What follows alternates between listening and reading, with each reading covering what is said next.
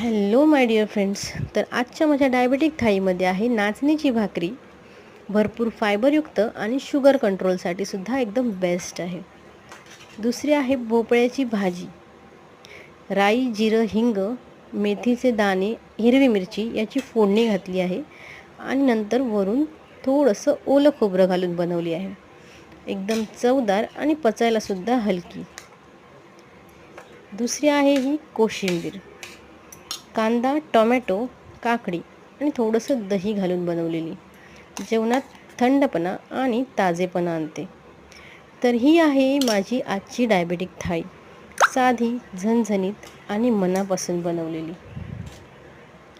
तुम्हालासुद्धा तुमच्या डायबेटिक आयुष्यात रोजच्या थाळीसाठी आयडिया पाहिजे असतील तर माझ्या चॅनलला नक्की सबस्क्राईब करा. आणि हा व्हिडिओ आवडला असेल तर लाईक, शेअर करायला विसरू नका. धन्यवाद.